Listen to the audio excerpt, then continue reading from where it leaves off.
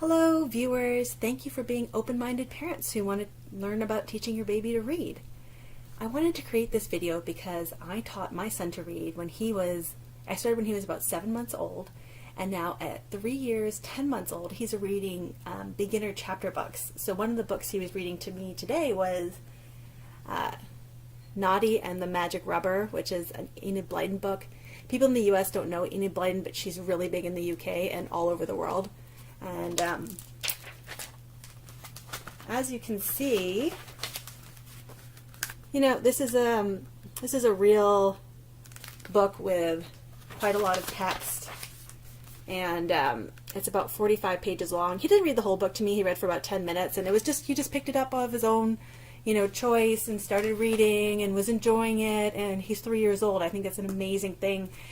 Learning how to read, I think, is one of the greatest gifts that we can give our children, especially giving them a passion about reading.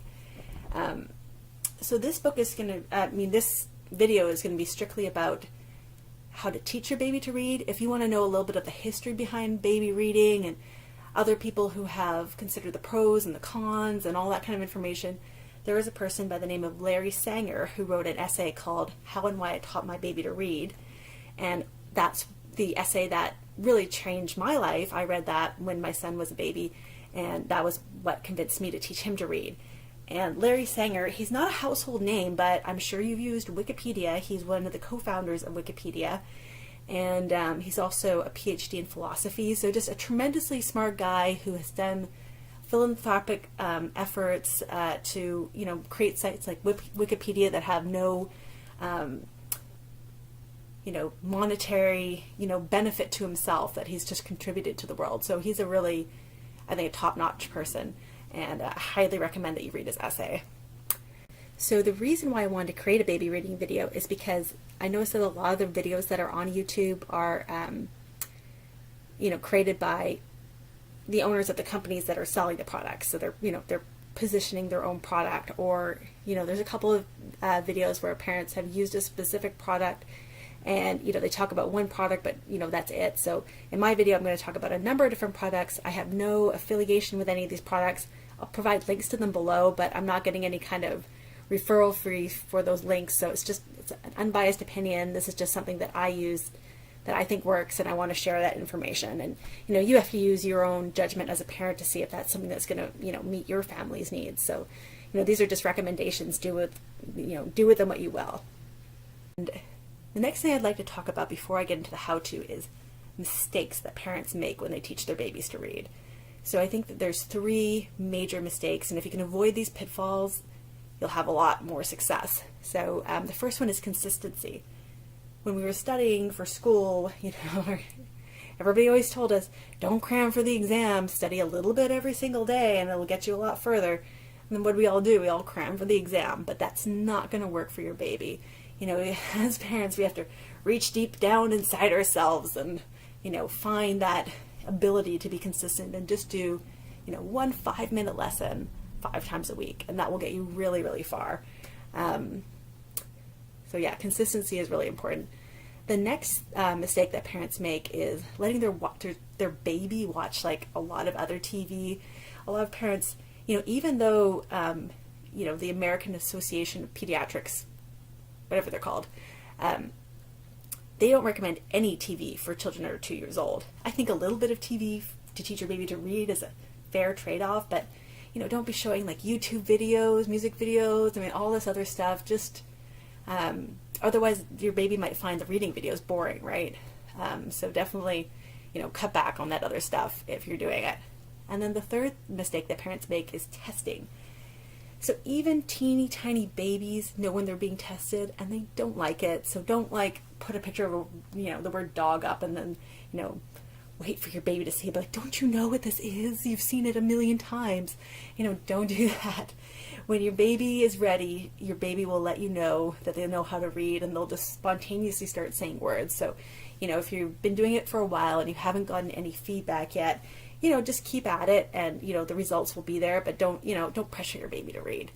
Which actually is one other mistake that people make, is also don't, once your child is reading, don't get them to read for people all the time. Be like, oh, grandma's here, let's, show grandma that you can read this book. you know, kids really don't appreciate that stuff. So if you want to share your child's amazing abilities with other people, maybe make a video and share it that way, but don't get them to perform for people. So now on to the how-to. There are 4 different products that I'd like to talk about today. And the first one is Brill Kids. Brill Kids is a really fantastic product. It's for children. I think they say it starts at 4 months old. And it's basically once your baby has developed the ability to focus their eyes to actually see. I started using Brill Kids with my son when he was maybe 9 or 10 months old. And the only reason why I waited that long was because I didn't know about the product before then. So, you know, feel free to start it whenever you think is appropriate. It's a really wonderful product. It shows a word and then a picture of the word. And it's just really simple. And they use words that are really appealing to babies, like milk and animals and crib and, you know, things that are really relevant, ball, things that are relevant to the baby's world. And the other advantage, by the way, of baby reading is that it really helps with your child's speech as well.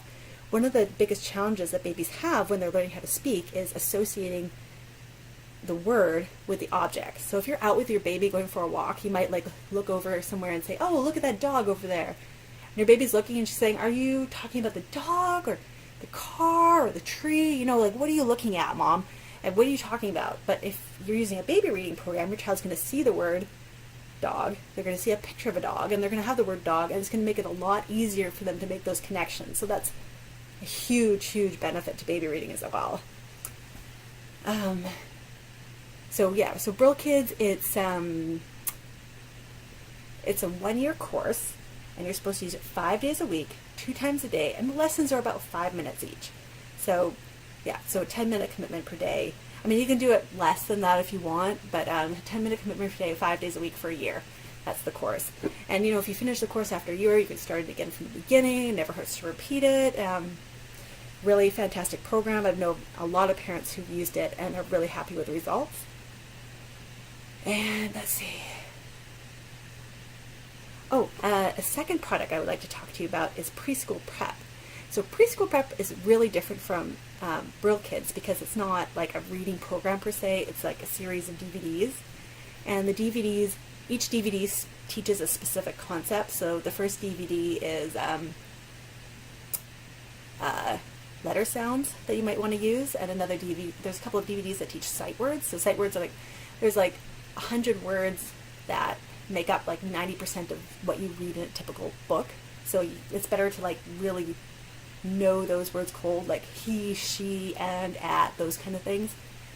So the sight word DVDs are really good, and they have a couple other ones that are for like letter sound combinations, like things like GN that are like gnome, that are kind of weird, that they teach as well. And the videos, they seem really, really boring. If you watch them, you'll be like, oh my god, this is horrible, right?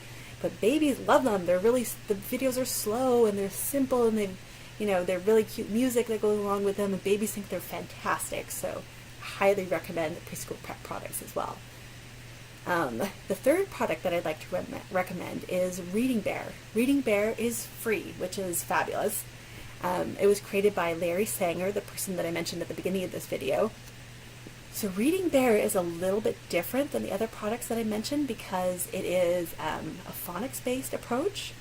And I recommend it for babies maybe like 18 months and up because it is a little bit more complex in how it teaches reading. So like in Reading Bear, you'll see the word map, and there'll be a woman who's saying it app, map, like that. So it's like a little bit of a slower program. Some kids find that program really boring. So, it's tough, but I think that Reading Bear was really instrumental in my son's ability to read as well as he does, because it did have that phonics approach. So if you can use that with your baby, I would totally recommend it. I think that's a great product as well.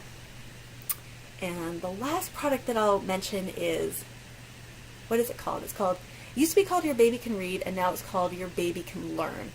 And that product is really well known, but it's not my favorite. It only teaches about 50 words and has a sight words approach, and like 50 words over like 5 videos or something like that. So it's just like, it takes a long time to watch those videos and you only learn 50 words, whereas Braille Kids, I think Braille Kids teaches like, 1,000 words at least. And same with Reading Bear. I think Reading Bear is like 1,800 words. So like 50 words is just like, that's really low. It doesn't hurt. Like if you have those videos, I would still like use them, but I wouldn't rely on them as my primary method of teaching a baby to read. So just to recap my recommendations, I'd probably say use Braille Kids as your foundation, starting from, whatever age you want to start, and then use the preschool prep videos as a supplement. So I would use the preschool prep videos. I didn't really have like a formal like method that I used them, but when I needed 10-15 minutes for myself, I would put on preschool prep. So like, you always, as a, mom, you're going to have those like emergencies where you have to make a phone call, or, somebody's at the door, and you just need a few minutes for yourself. Reuse the preschool prep videos then. And then, if you finish Braille Kids and your child is about, 18 months old, then you can start with the Reading Bear product. And then if you want to use your Baby Can Learn, you can use that as a supplement the same way you would use the preschool prep videos. So, maybe show a maximum of like a half an hour of preschool prep, or your Baby Can Learn like a week. And, so in that situation, let's say your kid's getting 50 minutes from the Braille Kids program and then another half an hour from preschool prep, then you're looking at spending a total of an hour and 20 minutes a week screen time to teach reading. I think that's pretty reasonable. I think that's okay. But you have to make your own judgments about that as a parent. So tips for how do you use these programs effectively. Little babies will be really interested and want to watch the screen, and they'll just stay still and they'll be all into it. As your child gets older, once they can walk, they're less likely to sit still for even 5 minutes. So one of the things that I would do is I would show these programs to my son when he was eating. So, at breakfast time and at lunchtime was usually when we used the program. Sometimes it would be breakfast and dinner. And that was just a really easy way to work it into our lifestyle, to have a set time when we would use it. And, he was sitting there eating anyways, and the program was just playing. And, I thought that worked really, really well for us. But you have to find out what it works well for you. So that's everything I have for you today. In the future, I might create some videos on level of readers that we really liked. I might do a video on how to raise a musically gifted child. I think music is just as important as reading. It does so many amazing things for the brain and for your ability to connect with yourself emotionally. And there's some really amazing television shows for children that are educational that are not very well known.